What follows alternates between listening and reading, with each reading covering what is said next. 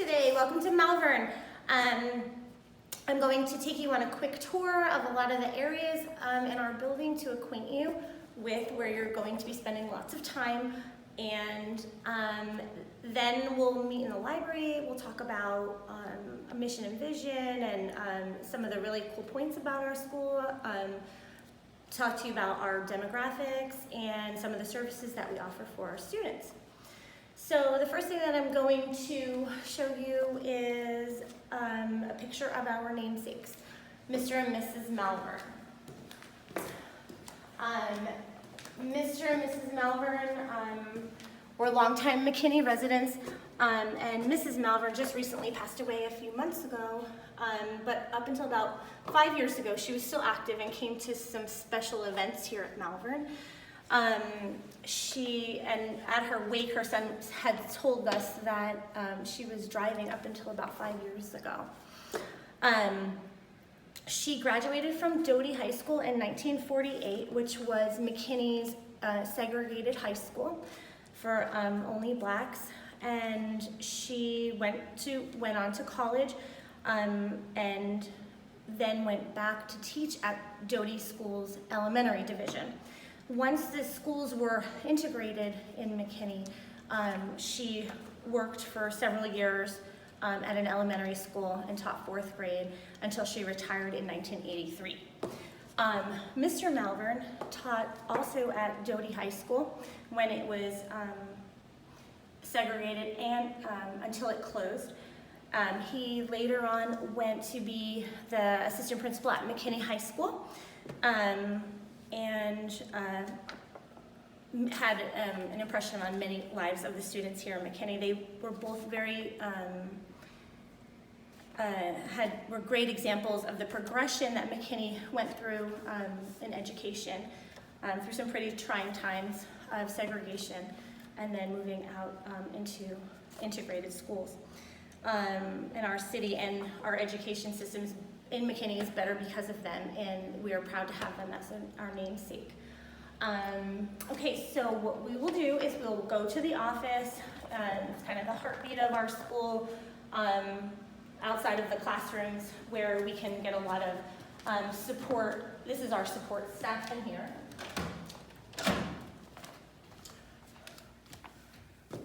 So this is Miss Carmen's desk, and she is our receptionist, and she is the first face that people see when they come here.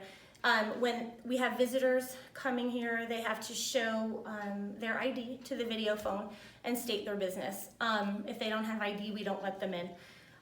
The security and safety of our students and teachers is of utmost concern here, so we have some pretty strict safety precautions. There's that door there to the direct link to the classrooms is locked at all times. You can only get in with a badge. This is how you would enter in from the street, and then to be granted access to the school. Then you check in there with her, and Miss Carmen is bilingual, so she speaks English and Spanish, so she's able to address any of our visitors' needs and make them feel comfortable and welcome here in their native language. And you have to sign in and out through her. Over here is our clinic. Nurse Jen takes care of our kiddos who have any ailments, and also does vision screenings, hearing screenings, and scoliosis screenings.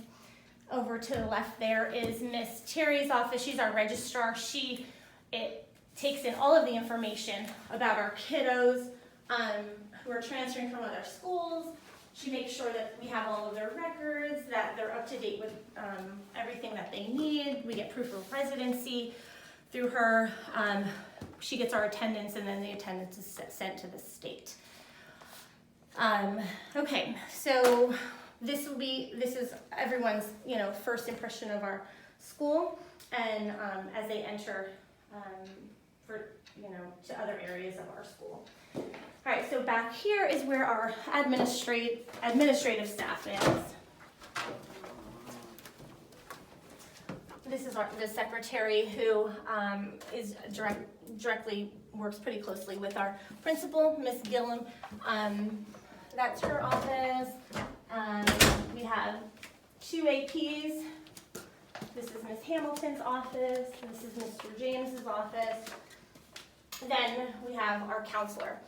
And we just recently got a little girl from the Ukraine who spoke no English whatsoever. So on all of our high frequency things, we've now installed everything in English and in Ukrainian or Russian. All right, so this is the end of this hallway that houses those guys.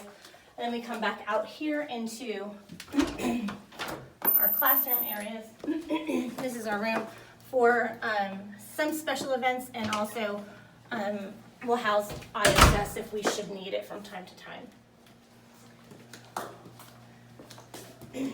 We're entering our special ed wing, where we have 3 functional academic classrooms.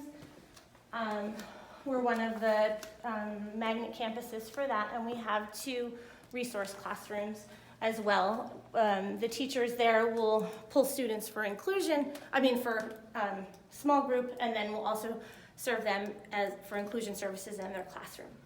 This is our conference room, and this is where we meet. There's a big table in there where we would meet for LPAC meetings, we meet for 504s, for ARDS. So there's a big screen in there that all of this East Bed paperwork can be pulled up so that everybody in the room can see it. Oftentimes, because this is a bilingual campus, we will have translators in there and LPAC representatives, as well as gen ed teachers. All right, so we'll walk back down into the gen ed. There's it's a pretty open concept school, and the grade levels are split in such a way, and we're having kind of like a team thing. So there's generally 2 grade levels in each hallway. This is E-Hall, 2nd and 3rd grade. And what I'll do is I'll show you one of the features in a classroom. We are an environmentally sustainable school, and the way it was designed was to tap into a lot of our natural resources to help with energy needs. So one of the things that all of our classrooms have are these vertical monitors, they call them, so that, and I'll just show you how that works. It's a shade that goes up and down, and then they turn, so you can either brighten the light or dim the light. We also have light switches, but we try and optimize our use of our natural resources. All right, so we'll turn this way and we'll head back to our towards our library. Oh, and the lights here, they are on a motion motion sensor. So if there's no movement in our hallways, all of these lights go out, and will only go on once you walk in. Hopefully we can get them to do that in the main hallway. But it's because humans sometimes forget, and this is a big school. The fire lights are on, I don't know if. We just had a multicultural fair. Oh, look at this one. I just noticed this one. Someone went a little crazy on that one. We had a multicultural fair. We had a very diverse population in our school.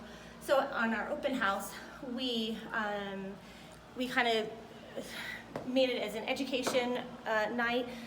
We had all of the continents represented. 2nd grade did Africa. My classroom has 3 kiddos from Kenya, so they were so proud of showing off their little heritage.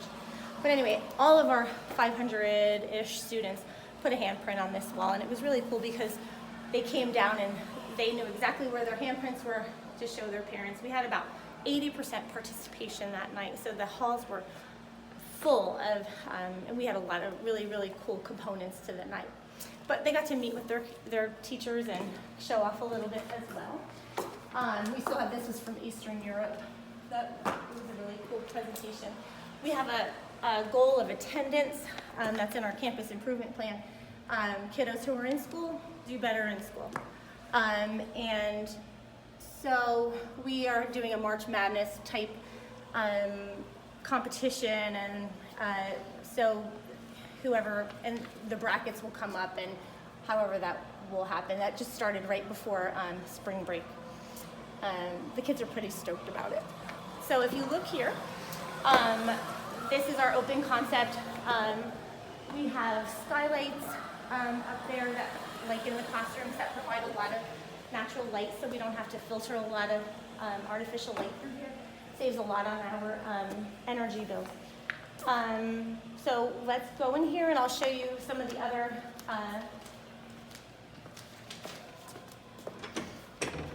this is our library. How much? 7? 11. So we need to, okay, so we're gonna just pause this for now, and we're gonna start up a new segment in a second.